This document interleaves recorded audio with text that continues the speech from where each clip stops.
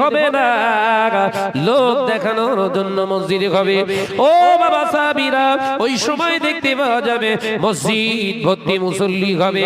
আমার উম্মতেরা মসজিদে নামাজ আদায় করতে যাবে, এটা যেমন সত্য, মসজিদের ভিতরে মুসল্লিদের আনাগোনাও যেমন থাকবে, অতি জ্যাম হবে, ভিড় হবে, এটা যেমন সত্য, মুসল্লিদের মনগুলো অন্তরে আর আপনার মসজিদের ভিতরে মুসল্লিদের অন্তরগুলো আর থাকবে না, মসজিদে থাকবে মুসল্লিদের দেহ, অন্তরটা থাকবে দুনিয়ায়। ও বাবা সাহাবীরা, মসজিদের ইবাদত আর কবুল হবে না। এই জিনিসগুলো শুরু হয়ে গেছে, কিন্তু লক্ষ্য করেননি বোধহয়। আজকে রোববার তো, সোম মঙ্গল বুধ বৃহস্পতি শুক্র, এই 4টে দিন অপেক্ষা করে, আল্লাহ যদি হায়াতে রাখে অন্মিকানগরের এই জুমা মসজিদেই প্র্যাকটিক্যালটা মানিয়ে নেবেন। জুম্মার নামাজে বিশাল ভিড়, বিশাল জ্যাম, পুরো মসজিদ ভর্তি মুসল্লি। ইমাম সাহেব হুজুর খুতবা দিতে উঠেছে, দেখলেন পুরো 4 কাতার 5 কাতার ভর্তি। 2 রাকাত ফরজ নামাজ শেষ, সালাম ফিরিয়ে একটি ছোট্ট করে দোয়া করে না দোয়া করার পরে পেছন ফিরে দেখে 5 কাতার হাওয়া, 1 কাতার। এই কথা বলছেন না কেন? নবীর আজ থেকে 1444 বছরের আগেকার বর্ণনা 2023-এ হুবহু মিলে যায়। কেন কেন কেন কেন? উত্তরগুলো পাচ্ছেন তো নাকি? হাদিস শুধু বললেই হবে না, হাদিসের যথাযথ তার সারমর্মটা সমাজকে শেখাতে হবে, তবে এ জাতি ইসলাম সম্পর্কে সচেতন হবে। একটা লম্বা কাহিনী 2 ঘন্টা ধরে মেরে দিয়ে বেরিয়ে গেল, জাতি কিচ্ছু পাবে না, অসম্ভব।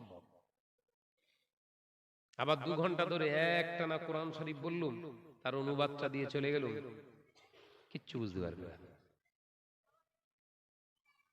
আমরা ক্লাসিক্যাল ভাবে মাওলানা যখন পড়াশোনা করেছি, আমরা ক্লাসিক্যাল ভাবে যখন আমাদের ওস্তাদদের কাছ থেকে ক্লাস নিয়েছি, আমরা পড়াশোনা করেছি, তারা একটি আয়াত আমাদের কাছে পরিবেশন করতেন, তার তাফসীর করতেন 2 দিন ধরে।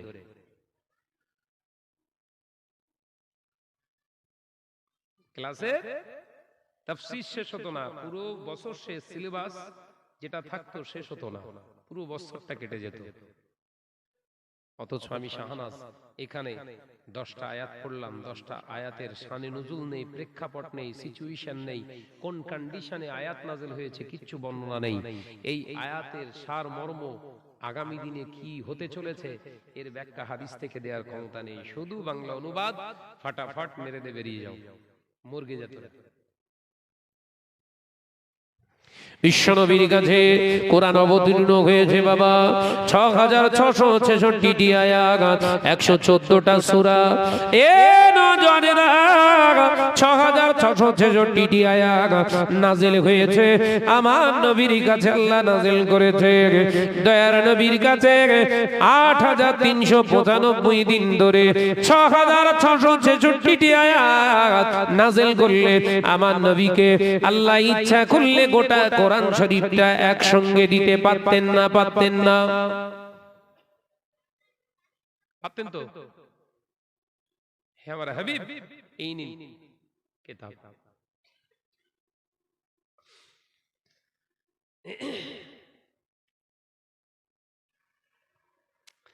6666টি আয়াত নাযিল করছে নিজে আল্লাহ জিবরাইল আলাইহিস সালামের মারফত 8395 দিন। 23 বছর হিসাব করে দেখেন, কোন রিওয়ায়েতে এসেছে 22 বছর 7 মাস 23 দিন, কোন রিওয়ায়েতে এসেছে 22 বছর 6 মাস 14 দিন। এই তো টোটাল মুফাসসিরিনগণ মুহাদ্দিসিনগণ বলেছেন 23 বছর।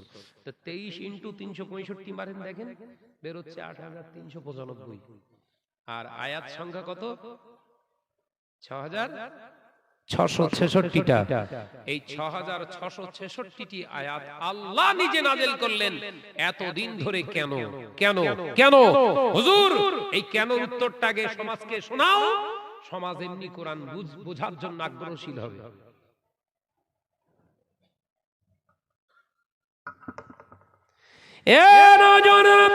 আমার আল্লাহ পাক কোরআনে জানিয়ে দিলেন, লাউ আনজালনা হাযাল কোরআন আলা জাবালিন লারাআইতাহু খাশিয়াম মুতাসাদ্দিয়াম মিন খাশিয়াতিল্লাহ। আমার আল্লাহ জানান, হাবিব আমি যদি কোরআন নাযিল করতাম, বড় পাহাড়ে পাহাড়টা চূর্ণ বিচূর্ণ হয়ে যেত। আমি আল্লাহ তাআলা কোরআনকে যদি বড় জিবাল মানে পাহাড়ের উপরে যদি আমি অবতরণ করতাম, গোটা পাহাড়টা চূর্ণ বিচূর্ণ হয়ে যেত। আমার কোরআনের হরফের সম্মান রক্ষা করতে পারত না। অতিলকাল আমসালু নাদরিবুহা লিন্নাস। সুবহানাল্লাহ বলে, জোরে বলে। আপনাকে আমি আল্লাহ এত ধৈর্য, এত বক্ষকে বিদর্ণ করেছি, আমি আল্লাহ পাক এত প্রশস্ত করেছি, আপনার সিনার উপরে আমি আল্লাহ কোরআন নাযিল করেছি, অথচ আপনার সিনা হলো অক্ষত। একবার জোরে বলে। এখানে আপনার প্রয়োজন হিকমত। আপনি একটি আয়াত হিকমতের দ্বারা সমাজকে চালনা করুন। একবার জোরে বলুন। আজকে মুসলিম সমাজ এত ক্ষতিগ্রস্ত হওয়ার কারণ একটাই, আমরা কোরআন বুঝিনি, বোঝানোর চেষ্টাও করিনি। যদি বুঝতাম, সমাজ আজকে এত ঘন ঘন ওয়াজ নসিহত হওয়ার পরেও, এত নসিহত দেওয়ার পরেও সেই সমাজের সেই কমিটির ছেলেরা 95% দাঁড়িয়ে মতে। এই চরিত্র কৃষ্টি কালচার খারাপ হওয়ার পেছনে ওরা যতটা কারণ, তার থেকে বেশি কারণ আমরা হুজুর। তাই আমাদের ঠিকানা আগে জাহান্নাম।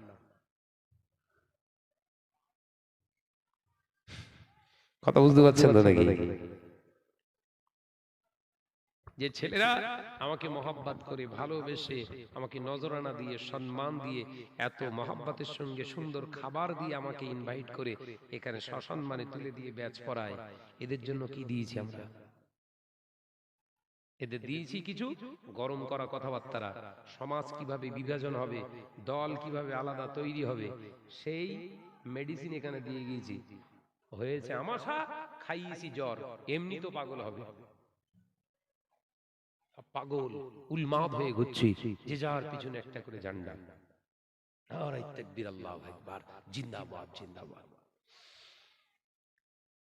এ নওজোয়ানেরা, যুবকেরা, ছেলেরা, বাচ্চারা, পর্দানিশিনা মা ও বোনেরা, কান খুলে শুনে রেখে দি, আল্লাহ নবী দো জানের বাদশা হাবিবুল্লাহ হে নবী জনাবে মুহাম্মদুর রাসূলুল্লাহ হে সাল্লাল্লাহু আলাইহি ওয়াসাল্লাম পাক জবানে জানিয়েছেন, বাবা সাহাবীরা আমি রাসূলুল্লাহ জানিয়ে দিলাম, পৃথিবীর জমিনে ঘর ঘর ঘর ঘর সুদের টাকা বাসা বাঁধবে। ওই সময় আমার উম্মতিদের লেবাস হবে অতি দামি, তারা পোশাক পরিধান করবে দামি দামি, কিন্তু আমি রাসূলুল্লাহ জানিয়ে দিলাম ওই পোশাকগুলো পরার পরেও তারে উলাঙ্গ উলাঙ্গিনীর সমতুল্য হয়ে যাবে। এ নগরের মুসলমান ঘরের মা বোনেরা, দামি দামি শাড়ি পরলে দামি খাওয়া যায় না, দামি দামি বিরাট পোশাক পরলে দামি লোক খাওয়া যায় না। দামি লোক হতে গেলে অন্তর থেকে আল্লাহকে ভয় করে পৃথিবীর জমিনে যদি ছেঁড়া পোশাক, তালি দেওয়া পোশাক হয়, নিজের স্বাধীনতা বজায় রেখে শালীন পোশাক যদি পরিহিত করে দুনিয়ার জমিন থেকে চলে যাও, বেঁচে থাকা অবস্থাতে সম্মান না পেলে তোমার ইন্তেকালের পরে তোমার খুশবুটা আমার আল্লাহ তামাম পৃথিবীতে বইয়ে দেবে। আরো জোরে বলুন সুবহান, আরো জোরে বলুন সুবহান। এ নওজোয়ানেরা, এখান থেকে 10 থেকে 12 কিলোমিটার রাস্তা খাড়োয়ার জমিনে শুয়ে আছে শাহ সুফি বাবা আব্বাস আলী গোরাচাঁদ রাহমাতুল্লাহ আলাইহি। এখান থেকে চলে যান চাঁদপুর শাহ সুফি গোলাম রসুল চাঁদপুরি রাহমাতুল্লাহ আলাইহি। এই মানুষগুলো পোশাক পরিধান করেছে, তাদের ফকির বলে ডাকা হতো, তাদের ফকির বলে ডাকা হতো। দুনিয়ার জমিনে তালি দেওয়া পোশাক পরিধান করে যাওয়ার কারণে দুনিয়ার মানুষ তাদের ফকির বলে ডেকেছে। কিন্তু এই ফকিরগুলো যখন দুনিয়া ছেড়ে আখিরাতের রাস্তায় পাড়ি দিয়েছে, সেই ফকিরগুলোর জিয়ারত করার জন্য কিয়ামত পর্যন্ত জীবিত মানুষগুলোকে পিছনে ছুটিয়ে রেখেছে। কার দাম বেশি হলো? ভালো পোশাকের নাই ছেঁড়া ধৌড়ি পোশাক পরে যারা জীবনযাপন করেছে তাদের মর্যাদা বেড়েছে।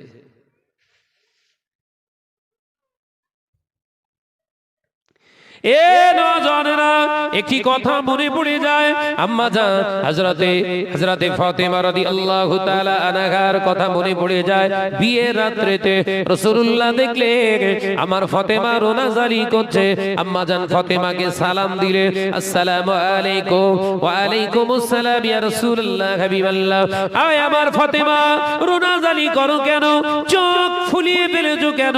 আম্মা জান ফাতেমা রাদিয়াল্লাহু তাআলা আনহা কেঁদে কেঁদে বলে, ইয়া রাসূলুল্লাহ আব্বাজান, আজকে বিয়ের রাত, হুজুর আমার কান্না পায়। কেন মা কান্দো? তোমার মা খাদিজার কথা কি মনে পড়ে গেল? না আব্বাজান, সেজন্য নয়, তবে আলীর সঙ্গে কি তুমি বিবাহেতে বসতে রাজি নও? না আব্বা, সেজন্য আমি কাঁদি না। তবে কান্দো কেন ফাতেমা? হযরতে ফাতেমা রাদিয়াল্লাহু তাআলা আনহা ডুকরে ডুকরে কেঁদে বলেছিলেন, আম্মা জান আব্বাজান, কি বলবো লজ্জার কথা, শুনেছি বিয়ের রাত্রিতে মহিলারা স্বামীর সামনে নতুন পোশাক পরে যায়। আব্বাজান, আমি ফাতেমা আজকে যে পোশাকটা পরিধান করে নিয়েছি, এই পোশাকটাই পরে আমার বিবাহ হবে। যে পোশাকে আপনার 40টা থেকে 70টা তালি দেয়া রয়েছে, আমি ফাতেমা এর জন্য রোনা জারি করি। আমার সামনে স্বামী আলীর সামনে আমি এই পোশাক পরিধান কি করে দাঁড়াবো? সেই জন্য আমি ফাতেমা লজ্জায় কাঁদি। আল্লাহ নবী চোখ দিয়ে পানি গড়ায়, নবী অশ্রু নিঃশব্দ নয়নে ফাতেমা, আম্মা জান ফাতেমাকে সান্ত্বনা দিয়ে বললেন, কেঁদো না মা, কেঁদো না। ফাতেমা, তুমি রোনা জারি করো না। 40টা থেকে 70টা তালি দেওয়ার বিনিময়ে যদি তোমার ইজ্জতকে স্বামীর জন্য যদি আমানত করে রেখে দিতে পারো ফাতেমা, আমি তোমার বাপ দোয়া করি কিয়ামতের দিনে কঠিন ময়দানের মাশারে অন্য নারী থেকে তোমার মর্যাদা আমার আল্লাহ 70 গুণ বাড়িয়ে দেবে। জোরে বলেন, আরো জোরে বলেন। ঘরের মেয়ের পোশাক কিনে দিচ্ছ মাথা আলগা, ঘরের মহিলার বিবির পোশাক পরাচ্ছ পেট আলগা, নামাজ পড়ে জান্নাত খুঁজছো। নামাজ পড়াটা যেমন ফরজে আইন, মহিলাদের হেজাবে রাখাটাও ফরজে আইন। এই জ্ঞান কি তোমার আছে? মনে করতেছ নামাজ পড়তেছ মানে আমার কেউ রুখতে পারবে না, মরবা শুরুত করে ঢুকে যাবো। ফেরেশতারা মুগুল্লে অপেক্ষায় রয়েছে তুই কবে ঢুকবি। নামাজ পড়াটা যেমন ফরজে আইন, হিজাব করা, পর্দা করাটাও হলো নারী পুরুষ উভয়দের জন্য হচ্ছে ফরজে আইন। বুঝতে পারেন? সতর গোপন অঙ্গ ঢাকা। একজন মহিলার গোপন অঙ্গ হলো মাথার তালু থেকে পায়ের গোড়ালির নিচ পর্যন্ত গোপন অঙ্গ। এর ভিতরে 3টি অঙ্গ খোলা রাখতে পারে, ইল্লা শর্তুন। আবু হানিফা রাহমাতুল্লাহ আলাইহি তবুও বলছে শর্ত, কোন মহিলার যদি আবার ঠোঁট দুটো খুব সুন্দর হয়, তার যদি এরকম চিন্তা থাকে যে আমার ঠোঁট দেখলে পুরুষ আকৃষ্ট হয়ে যাবে, তাহলে ওই ঠোঁট ঢাকাটাও হচ্ছে ওয়াজিব। আমি কথা বোঝাতে পারিনি? আমাদের সব মা বোনেরা দেখতে খারাপ বা একটু কালো হলেও এতে ঘষে, কথা বলে না। এতে আবার পালিশ করে কেন? এলাকার জন্য ছেলেরা দেখে যেন পাগল হয়ে যায়।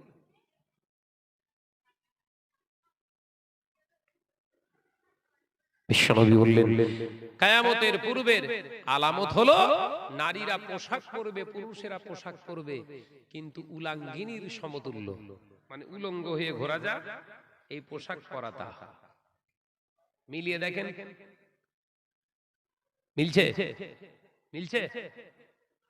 তাহলে কোন পোশাক পরা আমাদের জন্য বৈধ, এই জ্ঞান আমাদের নেওয়া দরকার। ভাইরা আমার, নজনেরা,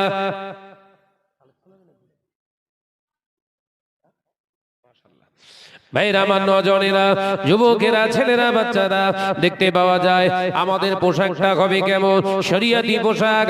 একটা ছেলের 9টা গোপন অঙ্গ আছে, একটা ছেলের 9টা গোপন অঙ্গ আছে। 1 নম্বর গোপন অঙ্গ হলো নাভি। নাভির নিচে পুরুষদের পোশাক পরা হলো হারাম। এই ছেলেরা, নসিহত হচ্ছে, ভালো করে বুঝে নাও। পুরুষদের এই নাভির নিচে পোশাক পরা, জোরে বলেন। কমিটির ছেলেরা টেনশনে পড়ে গেছে। আরে তোদেরকে ভালোবাসি বলে নসিহত করে যাচ্ছি, ধান্দাবাজ হলে অন্য কাহিনী শুনি দিয়ে পালাতো।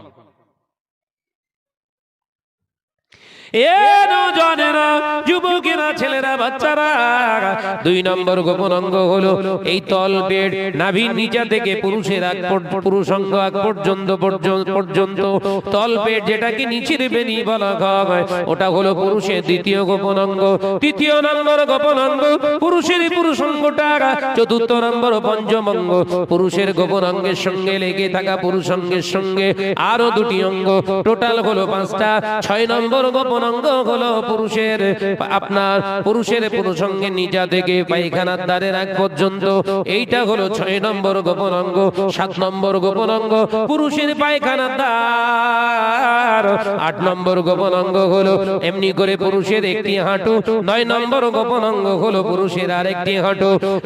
নজনেরা, যুবকেরা, ছেলেরা, বাচ্চারা, কান খুলে শুনে রেখে দি, আল্লাহ নবী পাক জমানে জানিয়ে দিলেন, কোন পুরুষ যদি ইচ্ছাকৃতভাবে বিনা কারণে ও হাঁটুর উপরে কাপড় তোলে, ওকে 80 হোক বা জাহান্নামে রাখা হবে। 1 ওয়াক্ত নামাজ কাজা করলে যেমন 80 হোক বা জাহান্নামে তাকে শাস্তি দেয়া হবে। কোন পুরুষ যদি ইচ্ছাকৃতভাবে নাভিটা আলগা করে ঘোরে, তাকে 80 হোক বা জাহান্নামে রাখা হবে। নজনেরা, সোনার চাঁদ মানিকেরা, আলোচনা বোঝার চেষ্টা করো। তাহলে তোমরা যারা ফুটবল খেলার প্লেয়ারদের ভক্ত হয়ে গিয়েছো, বিনা তওবায় মৃত্যু হলে নসিবটা কার সঙ্গে ফাটবে বলুন? মেসির ভক্ত, নেইমারের ভক্ত, আমি বলি ভক্ত হোসনে, কবরে গেলি তুলবে বলো মুখ দিয়ে রক্ত।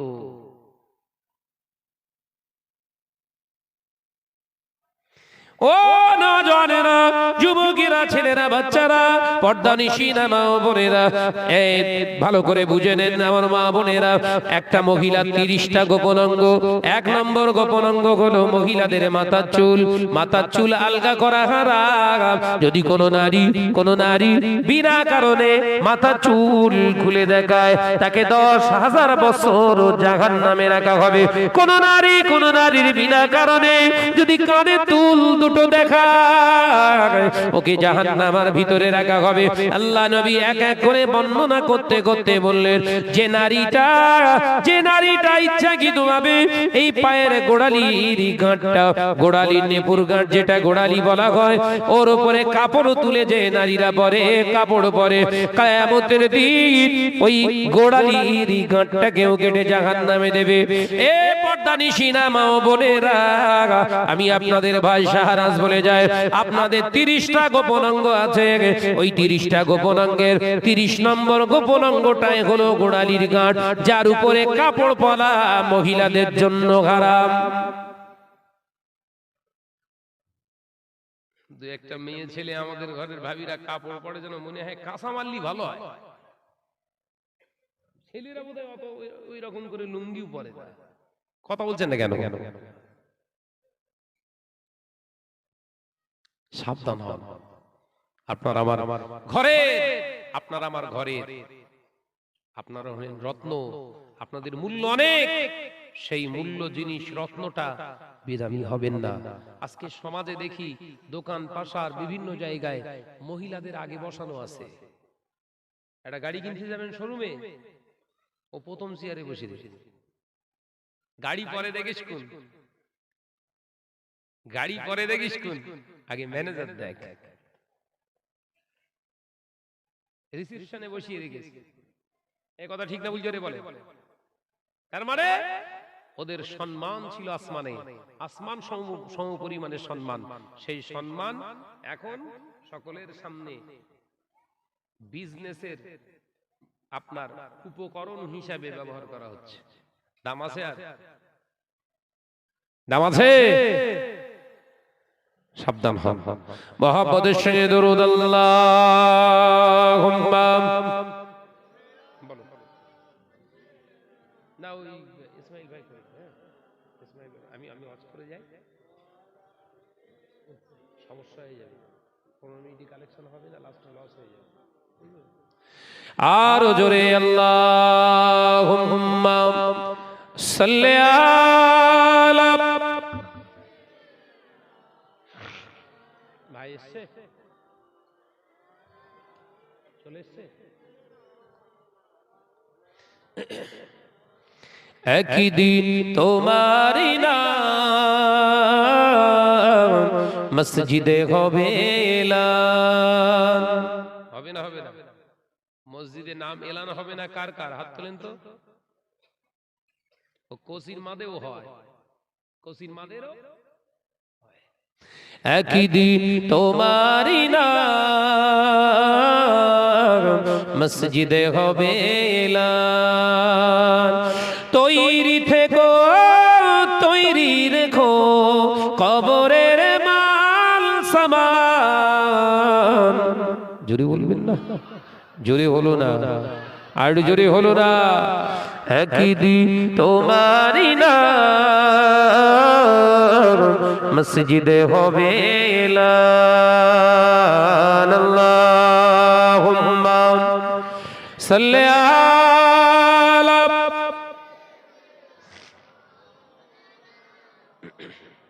ওয়া আলা আলি।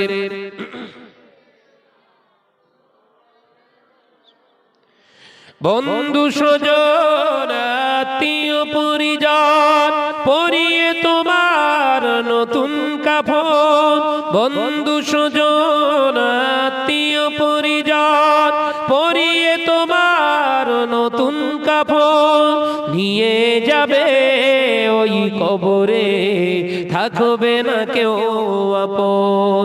একদিন তোমারি নাম মসজিদে হবে এলান, একদিন তোমারি নাম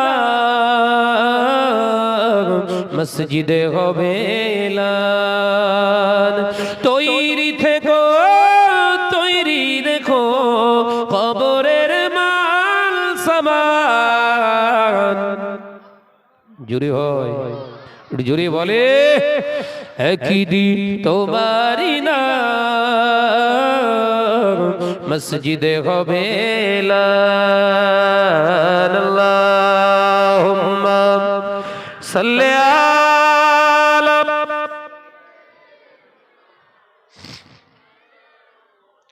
ওয়া আলা আলি।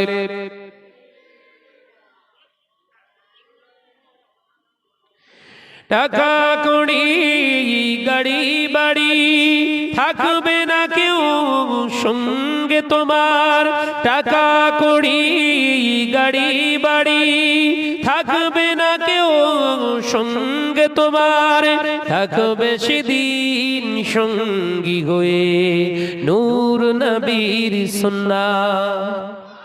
জোরে হবে না? নারে তাকবীর, নারে তাকবীর। সিলসিলা হক মুজাদ্দিদুজ জামান, সিলসিলা হক ফুরফুরা শরীফ থাকবে সেদিন তোমার কাছে নূর নবীর আখলাক। একদিন তোমারি নাম মসজিদে হবে এলান, একই দিন তোমারই নাম মসজিদে হবে এলান। তৈরি থেকো তৈরি রেখো খবরের মাল সামান, একই দিন তোমারই নাম মসজিদে হবে এলান। আল্লাহুম্মা সাল্লি আলা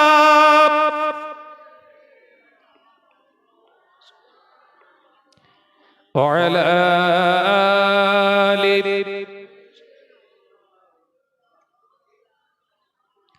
ও নজরেরা, যুবকেরা, ছেলেরা, বাচ্চারা, পর্দানিশিনা মা ও বোনেরা, একটি আয়াতে কারিমা আপনাদের সামনে পরিবেশন করেছিলাম। আল্লাহ কোরআনে জানিয়েছে, ইয়া আইয়ুহাল্লাযীনা আমানুত্তাকুল্লাহা হাক্কা তুকাতিহি ওয়া লা তামুতুন্না ইল্লা ওয়া আনতুম মুসলিমুন।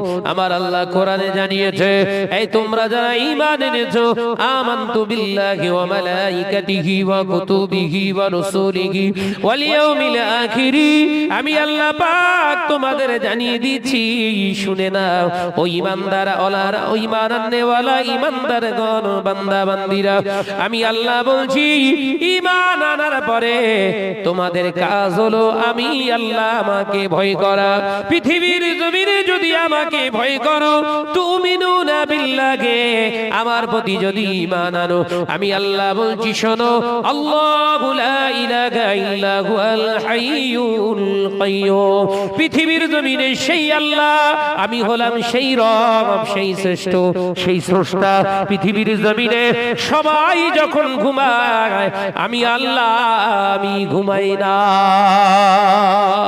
পৃথিবীর জমিনে সবাই যখন শুয়ে পড়ে, বিশ্রামের দরকার হয়, আমি আল্লাহ আমার দরকার হয় না বিশ্রামে, আমার খাবার প্রয়োজন হয় না, আমি ঘুমাই না।